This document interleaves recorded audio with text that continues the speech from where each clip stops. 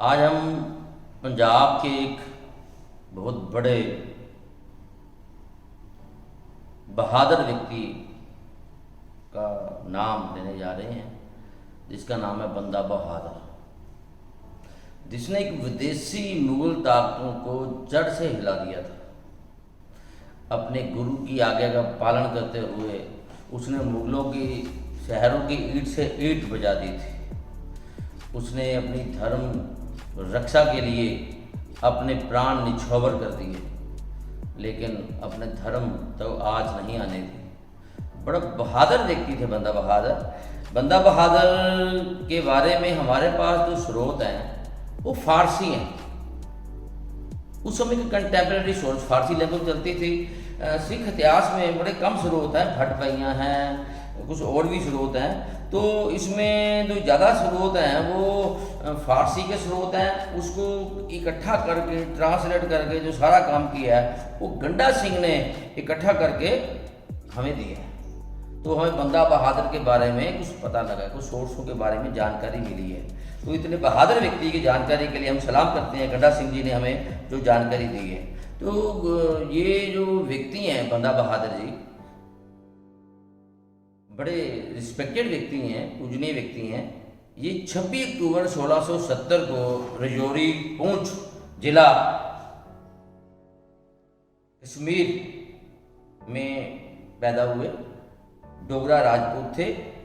लक्ष्मण देव इनका बचपन का नाम था। पिता रामदेव थे।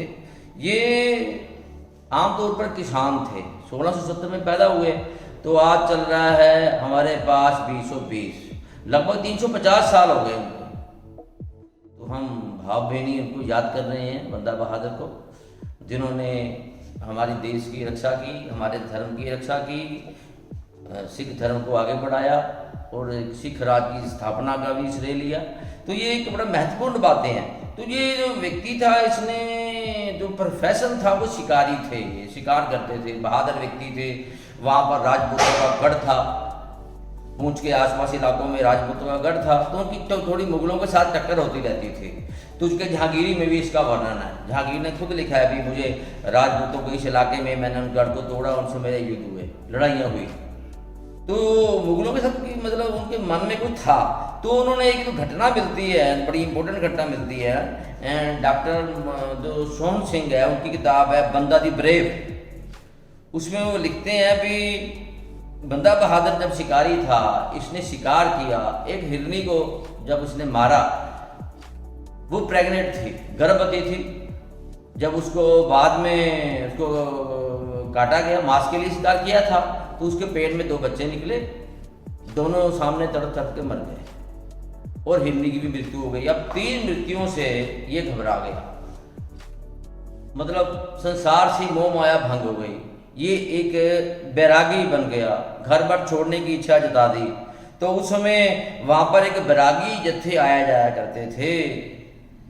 ये उस समय खास तौर पर जानकी प्रसाद, तो राम थमाने के डेरे का व्यक्ति था, वह वहाँ पर आता था। इसकी माता को मिला, माता ने कहा मेरा बेटा बड़ा उदास है।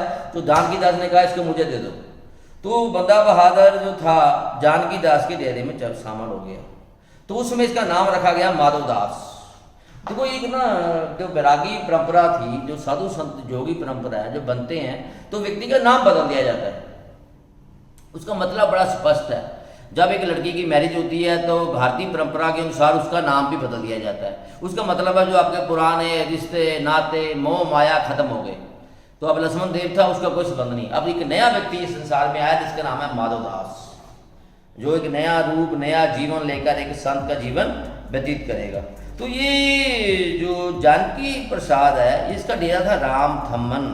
ये माना जाता है कि ये गुरु नानक देव जी के मासी के लड़के लाखों दास का पुत्र की याद में ये डेरा बनाया गया था। तो ये माना जाए ये गुरु नानक देव की जो विचारधारा थी कहीं ना कहीं उसके कानों में पड़ रही थी लक्ष्मण देव के। तो वो गुरु नानक देव के विचारों से प्रभावित हो रहा था। ज्ञानी ज्ञान सिंह की जो किताब है तवारीख खालसा 1882 में वो छपती है। वो लिखता है कि उसमें बैरागी आनंदपुर साहब या उसके आसपास इलाकों में उनके अखाड़े थे, वो आते जाते थे। ये बैरागी थोड़े हथियार भी रखते थे, तीर भी रखते थे, तो ये इनके युद्ध भी होते थे। मतलब ये बैरागी संत नहीं थे, संत तो थे लेकिन साथ में हथियार भी रखते थे। एक मतलब बहादुर व्यक्ति थे, जो बंदा बहादुर को शूट करता था। तो धीरे धीरे ऐसा माना जाता है भी, वैसे तो कई परंपराएं हैं, कई कहानियां, ऐसा माना जाता है कि बाद में वो नंदेड़ चले गए। नंदेड़ जाने के बाद गोदावरी कंढे में उन्होंने अपना एक डेरा बना लिया। डेरा बनाकर उन्होंने ओगरनाथ को अपना गुरु बना लिया। ओगरनाथ की मृत्यु हो गई तो वो व्यक्ति ने फिर अपना डेरा कायम कर लिया। अब ऐसा लगता है कि 1708 में गुरु गोबिंद सिंह के साथ उनकी मुलाकात होती है। गुरु गोबिंद सिंह जी की मुगलों के साथ युद्ध हुए। 1705 लगातार युद्ध होते रहे गुरु गोबिंद सिंह जी के। गुरु गोबिंद सिंह जी को लगा कि अब मुगलों को अब टक्कर देनी तो बहुत जरूरी है। दूरदृष्टि के व्यक्ति तो हो थे ही गुरु गोबिंद सिंह जी। वो ढूंढ रहे थे जो एक व्यक्ति आए जो पंजाब में लोगों की अगुवाई करे। तो उनकी पारखी नजर ने ढूंढा भी बंदा बहादुर ऐसा एक योग्य व्यक्ति हो सकता है। तो उसमें एक फारसी स्रोत है जो माना जाता है भी जो गुरु गोबिंद सिंह के साथ रागी थे, नत्था माल और अब्दुल्ला। ये व्यक्ति नत्था माल ने एक अमरनामा एक बुक लिखी है। उसने लिखा भी जो ये बंदा बहादुर है, अभी जो माधव दास था, ये गुरु गोबिंद सिंह से मिला, बड़ा प्रभावित हुआ, तो वो उसका शिष्य बन गया। तो गुरु गोबिंद सिंह ने उसको अमृत छकाया, खंडे का अमृत छकाया, और छकाने के बाद उसका नाम रखा गुरबख्श सिंह। गुरबख्श भी गुरु की बख्श। ऐसे कई परंपराएं मिलती हैं कि गुरु जो बहुत सारे व्यक्ति हैं उनका नाम जो अमृत छकाते हैं तो गुरबख्श रखता था। तो बाद में जब उन्होंने ये जो भट्ट भैया स्वरूप सिंह कौशिक ने सारी भट्ट भैया इकट्ठी करके एडिट किया है, उसमें भी इसका वर्णन मिलता है कि उनको अमृत छकाया गया। तो उन्होंने फिर उनको कहा, आदेश दिया कि आप पंजाब जाओ, जाके सिखों की अगुवाई करो। जुल्म, देखो भारत की एक परंपरा है, जुल्म करना तो ठीक है, जुल्म को सहना भी पाप है, जुल्म करना भी पाप है, जुल्म सहना भी पाप है। तो गुरु गोबिंद सिंह नहीं, पंजाब में बड़ा अत्याचार हुए हैं, टॉर्चर कर रहे हैं, मुगल अत्याचार कर रहे हैं, वहां धर्म युद्ध चल रहा है, वहां जिहाद चल रहा है, मजलूमों की रक्षा करनी है, स्त्रियों की रक्षा करनी है, तो आपको वहां जाना है। तो बंदा बहादुर तुरंत वहाँ तैयार हो गए। तो जाने से पहले ऐसे माना जाता है कि उनको एक नगाड़ा दिया गया, एक खंडा दिया गया, 5 प्यारे दिए गए, 20 सिंह और दिए गए। वो आने से पहले उनको एक हुक्मनामे दिए गए कि आप जाओ, और सिखों को आदेश दिया गया कि ये मेरा बंदा है जो आ रहा है, आप इनकी मदद करनी है। जब गुरु गोबिंद सिंह जी के हुक्मनामे लेकर बंदा बहादुर जी पंजाब में आए तो हजारों सिख बंदा बहादुर के साथ हो गए। पंजाब में बड़ी ज़्यादा मान्यता है गुरुओं की, गुरु नानक देव की परंपरा है, यहाँ शिष्य हैं। उनको लगा भी गुरु गोबिंद सिंह ने अपना बंदा भेजा है तो इसका नाम ही बंदा पड़ गया। तो कहते कौन आया जी? गुरु गोबिंद सिंह का बंदा आया, बंदा बहादुर, बहादुर तो था ही वो, इस तरह इसका नाम बहादुर पड़ा। तो ये जो व्यक्ति है, उस समय यहाँ पर धर्म युद्ध चल रहा था, हजारों लोग बंदा बहादुर के साथ आ गए। तो इस समय बंदा बहादुर जो है वो सोनीपत के रास्ते पंजाब में दाखिल हुआ।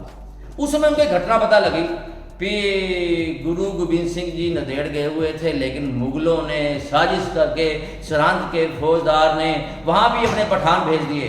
वो पठान ने जाकर अचानक गुरु गोबिंद सिंह जी जब अपनी तपस्या में लीन थे, उस पर खंजर से वार किया, तो गुरु गोबिंद सिंह जी उस समय शहीद हुए। अब बंदा बहादुर का खून और खोल उठा।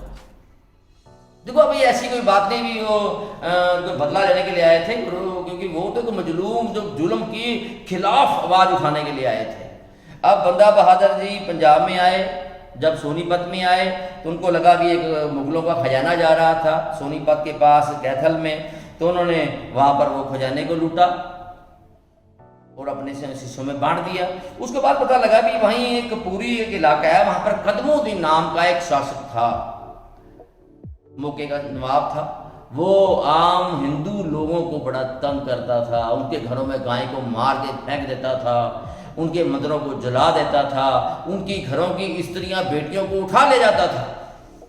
तो जब बंदा बहादुर को बात का पता लगा तो उसने कपूरी पर हमला किया। हमला करने के बाद कदमुद्दीन की हवेली को साड़ कर आग से स्वाह कर दिया, आग लगा दी, कपूरी में कत्लेआम किया और जो कदमुद्दीन थी उसको मार दिया गया। अब ये जो बंदा बहादुर है उसके बाद आगे बढ़ता है। देखो बंदा बहादुर अब देख रहा था कि कहाँ का क्या क्या जो बातें हैं, क्या कुछ हो रहा है, उसके हिसाब से वो चल रहा था। अब उसको पता लगा कि आगे जो इलाके हैं, खास तौर पे समाना है, सरहंद है, ये बड़े गढ़ हैं जहाँ पर जुल्म अत्याचार का बोलबाला है। देखो समाना जो है ये सैयद मुसलमान यहाँ रहते थे, ये सुन्नी भी थे पर आम तौर पर ज़्यादातर शिया थे, लेकिन कट्टर थे, बड़े अपने धर्म के साथ जुड़े हुए थे। कहीं भी जिहाद होता है, सिख धर्म के खिलाफ युद्ध होता है, समाना सबसे आगे था। बड़ा अमीर शहर था। भाई लोग जो माना जाता है कि पालकियों में चलते थे, जेड सिक्योरिटी जैसे होती है उनके इतनी सुरक्षा मिली हुई थी, बड़ी बड़ी इमारतें थी, अमीर लोग थे, पैसा था, धन था, मुगलों के खास थे, बड़ी बड़ी पदवियों पर राज दरबार में लगे हुए थे। तो ऐसा माना जाता है जलादों का शहर था। लेकिन ये जलाद दो तरह के होते हैं। एक जलाद तो वो है जो सीधा व्यक्ति को फांसी देते हैं या व्यक्ति को मार देते हैं, तलवार से धड़ अलग कर देते हैं। ये जलाद सैयद थे, दूसरे किस्म के जलाद थे। जब किसी व्यक्ति को मारा जाता था तो पहले कहा जाता था कि आप दीन, आप कुरान को अपनाओगे तो आपको जान बख्श दी जाएगी। तो उसको अगर वो धर्म बदल लेता है तो उसको भी जलाद बोलते थे। तो ये व्यक्ति चाहे जलालुद्दीन है, जब गुरु तेग बहादुर को शहीद किया गया तो सैयद जलालुद्दीन थे।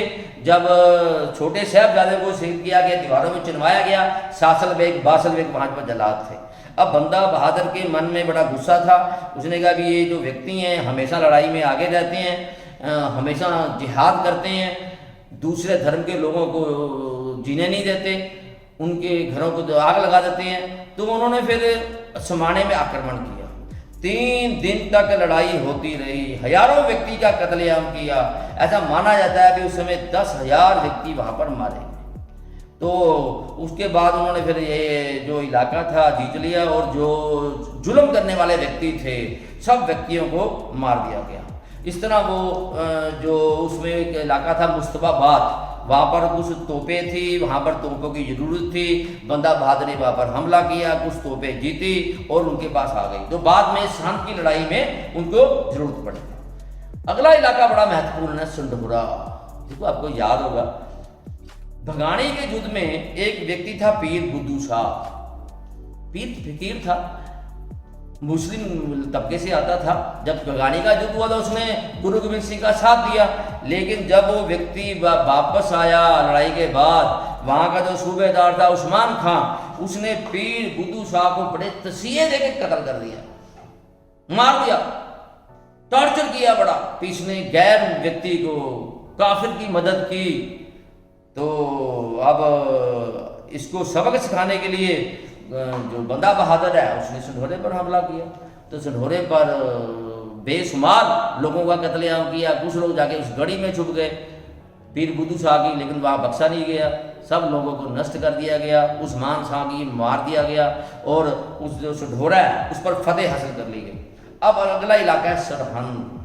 सरहंद मतलब सर हिंद, हर मतलब हिंदुस्तान का सर। हर एक्टिविटी जो भारत की मतलब होती थी पंजाब में, उसका सीधा फर्क दिल्ली पर पड़ता था। मतलब जितने भी व्यक्ति जो आए हैं वाया अपने उत्तरी पश्चिमी सीमा से भारत में एंटर किया है, तो वाया सरहंद ही आए हैं। जो सरहंद को जीत कर लेता था, पानीपत जीत लेता था, दिल्ली पर फतेह हो जाते थे। तो बंदा बहादुर ने अपनी फौजें तैयार की। कुछ तोपें उसने मुस्तफाबाद से जीती थी। तो उसके जो व्यक्ति जो थे 5 प्यारे, उसमें बाद सिंह है, उसमें विनोद सिंह है, वो उसे पूछते हैं। कुछ देर इंतजार किया, बंदा बहादुर ने तैयारी की। उन्होंने कहा भी हम जल्दी आक्रमण करते हैं, हमारे मन में बड़ा जोश है। बंदा बहादुर ने कहा थोड़ा इंतजार करो। जो सरहंद से गुरु और गुरु के परिवार को दुख मिले हैं, वहाँ शहीद किए गए हैं, हर एक्टिविटी में जो गुरुओं के खिलाफ थी वो एक्टिविटी सरहंद से चली है। चाहे वो गुरु अर्जन देव जी शहीद हुए, चाहे गुरु तेग बहादुर शहीद हुए, जहाँ छोटे साहबजादे शहीद हुए, माता गुजरी जी शहीद हुए। तो सब में एक्टिविटी में कौन इन्वॉल्व है? सरहंद। उसका सूबेदार वजीर खान, उसका दीवान सुच्चा नंद। तो इसको सबक सिखाने के लिए चाहता था कि पंजाब के जो माझी और मालवे के लोग भी साथ आ जाएं। तो माझी और मालवे के लोग भी आने का इंतजार किया गया कि उनमें मन में भी गुस्सा था, उनको भी मौका मिलना चाहिए अपने गुरुओं की जो अपमान का बदला लेने का। जब वो आ रहे थे तो रास्ते में कहा गया कि ये मलेरकोटले के पास जो आ रहे हैं सिख, इनको रोका जाए। वहाँ पर शेर खान ने रोकने की कोशिश की। रोपड़ के खास एक युद्ध हुआ जिसमें सिखों की विजय हुए और बाद में आकर सिख उनके साथ मिल गए। मिलने के बाद ये एक और घटना आती है भी, ये जो व्यक्ति था सरहंद का था, सूबेदार था, इसको माना जाता है कि ये व्यक्ति ने हा का नारा मारा था तब जो साहबजादे छोटे शहीद हुए। लेकिन बाद में ऐसी एक्टिविटी मिलती है भी जितने भी घटनाएं हुई हैं सब में मलेरकोटले का नवाब इवन सरहंद की लड़ाई में भी इन्वॉल्व था। बंदा बहादुर के खिलाफ भी लड़ाई की उसने। कोई ऐसी घटना नहीं है जिसमें जो सरहंद मतलब मलेरकोटले का सूबेदार शामिल ना हुआ। तो हर एक्टिविटी में वो शामिल रहे। तो उसके बाद बंदा बहादुर है, उसने कहा भी हमें लड़ाई करनी है, हमें जो सिलेक्ट करना है। उसने जो गुरु गोबिंद सिंह की जो सैनिक नीति थी उससे चलते हुए सरहंद में नहीं गया। सरहंद के बाहर एक मैदान था जिसको बोलते हैं चप्पड़ चिड़ी। पहले उसका नाम था छप्पड़ चिड़ी, तो उसका मतलब है रुख और पानी। जहाँ रुख और पानी थे छप्पड़ था उसके, लेकिन बाद में नाम उसका चप्पड़ चिड़ी पड़ गया। तो यहाँ पर बाबा उसने अपनी पूरा पॉलिसी बनाई, पूरा मतलब प्लान तैयार किया। बंदा बहादुर ने वहाँ पर अपना कई दिन इंतजार किया। 1710 में ये वहाँ पर आ गए थे। ये लड़ाई भी 2 दिन की है। अब सरहंद का जो वजीर खां था उसने साजिश रची। उसने सुच्चा नाम का भतीजा था गंडामाल, उसको कहा उसके जाओ उसके टोले में शामिल हो जाओ। वो कहता भी मुझे बड़ा तंग करता है, मैं आपके टोले में शामिल होना चाहता हूँ। बंदा बहादुर ने कहा ठीक है हमारी सेना में आ जाओ। लेकिन साथ ही बाज सिंह को उस पर नज़र रखने के लिए रख दिया, पूरी नज़र रखनी है, कोई बात नहीं आने दो। लेकिन बंदा बहादुर ने जो पानी का सोर्स था वहाँ पर कब्जा कर लिया। ऊंची जगह पर आप बैठ गए। अलग अलग जो प्यारे थे, बाज सिंह है, कान सिंह है, विनोद सिंह है, सबको अलग अलग मोर्चे बना दिए गए। छोटी छोटी तोपों का प्रयोग किया गया। अब यहाँ पर जो है इन्होंने हाथी का सेना का प्रयोग नहीं किया, इनके पास घोड़े थे, पैदल थे, कुछ छोटी तोपें थी। अब जो वजीर खां है उसने जिहाद के नाम पर बहुत बड़ी सेना इकट्ठी कर ली थी। ऐसा माना जाता है कि 50,000 सेना वो लेकर आया। तो बंदा बहादुर के पास भी काफ़ी सेना थी, हजारों में थी। मालवे माजे के सिख आकर मिल गए थे। तो उन्होंने जब ये बंदा बहादुर आराम से देखता रहा, युद्ध होता रहा, लेकिन बाद में जो गंडामाल था लड़ाई के बीच में ही उसने भागने की कोशिश की, लेकिन बाज सिंह नजर रखी हुई थी, उसने उसको तुरंत मार दिया। अब जो बाज सिंह है इसको जब पता लगा भी हलचल तेज हो गई है तो बंदा बहादुर काफ़ी देर में आया। लेकिन बाज सिंह ने जो वजीर खान है जो हाथी पर बैठा हुआ था उसने उसका सर काट दिया, सुच्चा नंग भी मारा गया। तो ये लड़ाई वो जीत गए और सरहंद में एंटर किया। एंटर करने के बाद वहाँ पर जो है फिर जो दुश्मन थे जिन्होंने अत्याचार किया था उनका कत्लेआम किया गया और सरहंद पर विजय प्राप्त की। लेकिन सरहंद को भी राजधानी नहीं बनाया। उन्होंने एक लोहगढ़ किला था, वहाँ पर मुखलिसपुर एक शहर था, उसको अपनी राजधानी बनाई। राजधानी बनाने के बाद वहाँ से गुरु नानक देव जी के नाम के सिक्के चलाए, वहाँ पर खालसा राज की थोड़ी शुरुआत की। उसके बाद एक और इलाका है जलालाबाद। ऐसा लगता है कि वो भी वहाँ का जो शासक था जलालुद्दीन, वो बड़ा जालिम था, बड़े अत्याचार करता था। उसको शिकायत मिली तो बंदा बहादुर ने वहाँ पर गया। वहाँ पर नरोता की लड़ाई हुई। लड़ाई होने के बाद उसे पूरे जलालाबाद को तबाह कर दिया। बंदा बहादुर की जो फौज है वो आगे बढ़ने लगी। लेकिन बाद में जब बहादुर शाह जो उस समय का शासक था दिल्ली का, मुगल शासक, उसको पता लगा, वो पूरी शक्ति के साथ पंजाब में आ गया। बंदा बहादुर का पीछा करने लगा। लेकिन बंदा बहादुर तुरंत पहाड़ों की तरफ चला गया और लगातार उसका पीछा करता रहा। बंदा बहादुर पूरी तरह से डर गया, उसके मन में खौफ बैठ गया। रात को सपने में भी वो डरता था क्योंकि बंदा बहादुर उसने बड़े इलाकों पर कब्जा कर लिया, मुगलों के राज को उखाड़ कर फेंक दिया।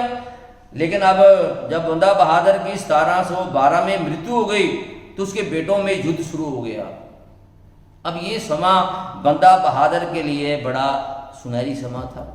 वो आपस में उलझे हुए थे। बंदा बहादुर ने फिर सारे लाहौर से लेकर पानीपत सब इलाकों में, फिर मैदानी इलाकों में आ गया, इलाकों में कब्जा कर लिया, अपना बोलबाला हो गया, खालसा सेना की स्थापना कर ली, अपना राज चलाने लगे। मुगलों को मार कर भगा दिया गया, अलग अलग इलाकों पर राज कर लिया। पठानकोट जितने इलाके हैं सब इलाके अब बंदा बहादुर के पास आ गए थे। लेकिन बाद में आपस के भाइयों के में जहादर शाह लड़ाई जीत कर आ गया, लेकिन जहादर शाह को उसके भतीजे ने कत्ल करके खुद राज पर बैठ गया, उसके खिलाफ साजिश थी।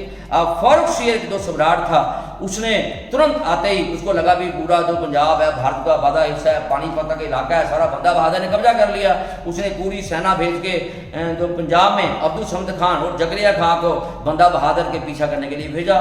पूरी शक्ति के साथ पूरी फौज इनके पीछे लग गई। अब लग गई तो बंदा बहादुर फिर पहाड़ों में चला गया, लेकिन फौज लगातार पीछा कर रही थी। मुखलिसपुर पर कब्जा कर लिया गया, बाकी लोग जो कब्जा कर लिया गया, लेकिन बंदा बहादुर जब पीछा कर रही थी, फौज कर रही थी, तो उस समय बंदा बहादुर गुरदास नंगल के एक स्थान पर फंस गए। तो मुगलों ने घेरा डाल लिया, दूसरी फौज भी और आ गई। अब ऐसा माना जाता है भी हजारों की गिनती में 60,000 फौज जो थी वो वहां पर जमा हो गई। अब 60,000 की फौज है, उसने गुरदास नगर में कोई हवेली थी, वहां कोई किला नहीं था, अब उसमें फंस गया, वहां पानी नहीं थी, राशन नहीं थी, खत्म हो गया। 8 महीने तक घेरा चलता रहा। अब दुष्मंत खां वो खुद आ गया, वहां पर घेरा डाल लिया। अब उस समय सिख सुबह सुबह जाते थे, कहीं से राशन लेकर आते थे, अचानक धावा बोलते दुश्मनों पर, बाहर निकलते थे, पानी लेकर आते थे, अंदर पानी खत्म हो गया, अंदर कुएं खोद लिए गए, अब उनके पास पानी नहीं था। अब आखिर ये माना जाता है भी आखिर जो था, ये जो माना जाता है कि 1715 में जो बंदा बहादुर उसके जो साथी थे उनको गिरफ्तार कर लिया गया।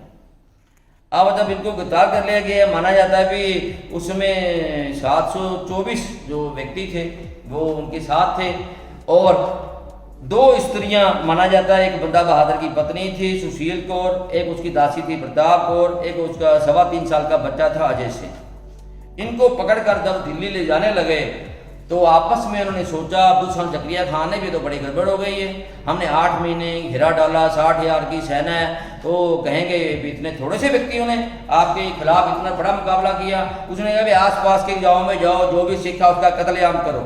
तो बड़े पैमाने पर फिर कत्लेआम किया। कत्लेआम करने के बाद फिर वो आसपास के जितने भी, माना जाता है भी 700 जो रेहड़े थे, गड्ढे तो मतलब बोला जाता है, सिखों को सिरों को काट कर भर लिए गए।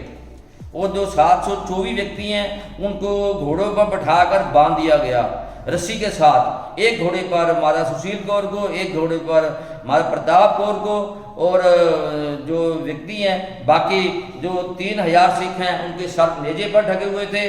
25 जो अलग अलग व्यक्ति थे उनको जो बाद में एक कैद कर दिया गया। बंदा बहादुर से इतना वो डरते थे, वो लगता था इसने अमृत पिया हुआ है, तो कोई मार नहीं सकता, ये बड़ा बहादुर व्यक्ति है। उसको हाथी पर एक पिंजरे में बंद कर दिया गया, पिंजरे में इसकी हाथों में पैरों में जंजीरें जकड़ दी गई, और पिंजरे के अंदर भी एक व्यक्ति नेजा लेकर खड़ा था। अब फारूक शेर के आगे इनको पेश कर दिया गया। अब फारूक शेर ने कहा भी ठीक है, इनको जो एक जेल थी सलीम, तो वहाँ पर इनको कैद कर दिया गया। 9 जून 1917 को कमरुद्दीन आतिश इनके पास जाता है। वो कहता है भी आप जो बंदा बहादुर है कि आप जो है इस्लाम धर्म साबित कर लो। तो उन्होंने क्या किया, अब जो 724 व्यक्ति हैं 100 व्यक्तियों को रोज कत्लेआम करना शुरू कर दिया। कत्लेआम करके उनके सर नेजे पर ढके हुए थे। बंदा बहादुर को डराया गया, उनको कहा गया भी आप इस्लाम धर्म स्वीकार करो। तो मतलब वो ऐसा माना जाता भी उसमें जब कत्ल करते थे ना 100 व्यक्तियों को, हर व्यक्ति को गाजी बुलाता था, वो जलाद बुलाता था, कहता था एक तरफ कुरान है, दीन कुरान, एक तरफ तलवार है, आप किस रास्ते पे जाओगे? अगर आपको कुरान चाहिए कि इस्लाम चाहिए? वो कहते थे हमें तलवार चाहिए। तो ऐसे करते करते 724 व्यक्ति शहीद हो गए। तो बंदा बहादुर को फिर एक और इम्पोर्टेंट बड़ी बात है, जहां पर बहादुर शाह की कब्र थी ख्वाजा बख्तियारुद्दीन काकी के पास महरौली में, वहां पर ले जाया गया। वो कहते बंदा बहादुर बड़ा डरता था सिखों से, उसका डर दूर करने के लिए उसकी कब्र के पास जाकर बंदा बहादुर को जो शहीद करने की वो प्लानिंग की गई। अब बंदा बहादुर को जब जो नहीं माने तो उन्होंने कहा भी ठीक है। तो बंदा बहादुर को फिर बाद में उसका जो बेटा था अजय सिंह, उसके सामने उसको मारा गया। वह 3.25 साल का था। बड़ा बातें ऐसी हम कर भी नहीं सकते। उसकी मांस की बोटियाँ उसके मुंह में डाली गई। तो उसके बाद जो बंदा बहादुर है उसको बड़ा टॉर्चर कर कर उसके जिस्म के टुकड़े कर कर उनको कत्ल किया गया, उनको शहीद कर दिया गया।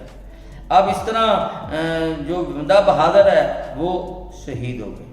तो ये बंदा बहादुर की जो शहादत है उसको में जोश पैदा हो गया। मुगलों का जो डर था वो खत्म हो गया।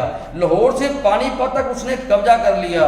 उसको लगा भी ये जो शियारुल का लेखक था वो बताता है भी जो ये बंदा बहादुर था उसके साथ बहुत सारे बड़ा निर्दयी था, राक्षस था।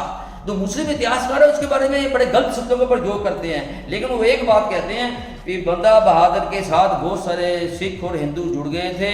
उन्होंने इकट्ठे होकर विदेशी हमलावरों के खिलाफ एक युद्ध छेड़ दिया था जिसमें उनको फतेह हासिल हुई। लोगों में डर दूर हो गया, सिख राज की एक स्थापना हो गई, मुगलों राज का एक जड़ का अंत हो गया। इसके बाद धीरे धीरे मुगल राज भारत में समाप्त हो गया और तो भारत आज़ाद हो गया।